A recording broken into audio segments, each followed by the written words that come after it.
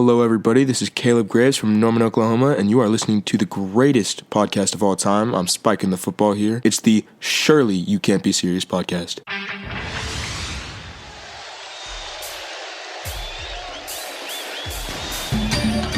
Hello, everybody, and welcome back to the Surely You Can't Be Serious podcast, special edition, 5 Minutes of Fire. We are here talking about the lyrics of We Didn't Start the Fire by Billy Joel. We're covering only 5 minutes at a time, which is about the length of the song, so it works out kind of nicely. So please join us as we dive into some new lyrics today. All right, guys, so here are the topics that we're going to be covering today. Punk rock. Reagan. Palestine. Punk rock.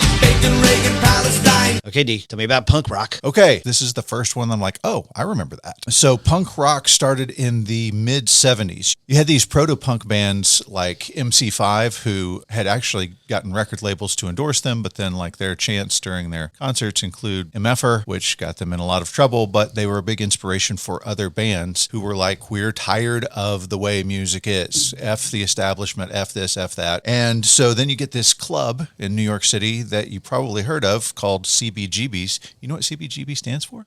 I do not. It stands for Country Bluegrass Blues. What? Yeah, so Hilly Crystal started the club in 1973, and his only rule was you had to play your own original music. That place and Max's Kansas City, somehow with all of that, though, end up being the two places that the punk rockers, although they weren't really calling themselves that at this point, started to do stuff. You, of course, in New York City have the Ramones. They made their debut performance at CBGB's in 1974. Within a few months, they had done 74 sets. Of course, each of the sets was only 17 minutes long.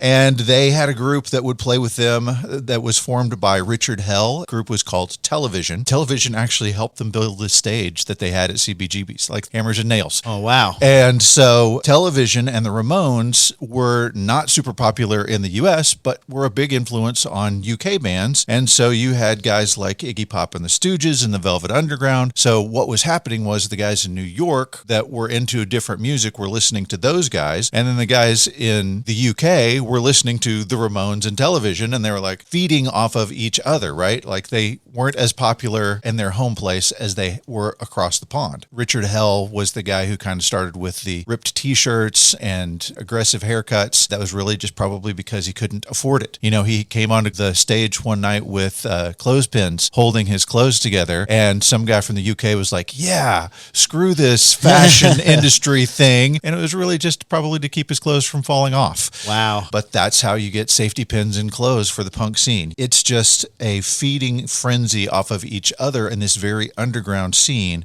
But then 1976, it is this tipping point, and suddenly the world becomes aware of punk music, and it builds and builds. And then in 1978, Johnny Rotten from the Sex Pistols spits on a guy, and it becomes a worldwide phenomenon. Tell me about Reagan. Okay, Menachem Begin was born in 1913 in modern-day Belarus, but in 1939, the Nazis murdered his father. Now, he was a Jewish man, so in 1943, he decided he's going to move to Palestine. Begin wanted to force the British out of Palestine. He was on wanted posters. This guy was like seen as a terrorist by the British government. Wow. He became the leader of the Zionist military group Reagan. The British left, turning Palestine over to the UN, who then declared in 1947 this to be the Jewish state of Israel. In 1977, Begin was elected Prime Minister of Israel. In 1979, he led the Egypt-Israel peace treaty with Egyptian President Anwar Sadat. Now, this is the first time that an Arab country recognized Israel. In 1981, Saddam Hussein threatened Israel and was building a nuclear reactor. Begin, with the Israeli Air Force, took it out. Menachem Begin passed away March 3rd, 1992. Okay, Jason, can you tell me who was president in 1985? Ronald Reagan.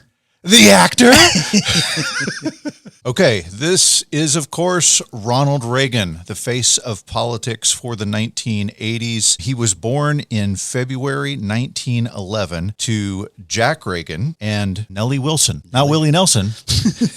Now, his dad, Jack, was a populist Democrat, And as it turns out, Reagan, despite the fact what we know about him in our history experience with him, he actually tried to join the Communist Party whenever he was a young man, but they wouldn't let him in because they thought he was quote unquote too dim. Whoa. And so obviously his politics changed over time, and in 1980 he beat the incumbent Jimmy Carter. This was during the hostage crisis, and he said, I'm going to come in and I'm going to fix this, and he did. And he was probably one of the most popular at the time presidents in history. He was in office from January 20th, 1981 to January 20th, 1989. Okay, tell me about Palestine. The Palestine Liberation Organization. That is internationally known as the official representative of the Palestinian people. It was founded in 1964 and initially sought to establish an Arab state over the entire territory of the former mandatory Palestine, advocating the elimination of the State of Israel. In March 1977, Jimmy Carter spoke of a need for the Palestinian homeland and wanted Palestine to participate in the peace process. Israel rejected the idea of the PLO participating in peace talks, and that battle still rages on today. Okay, guys, that does it for today's episode. Join us next time for 5 Minutes of Fire.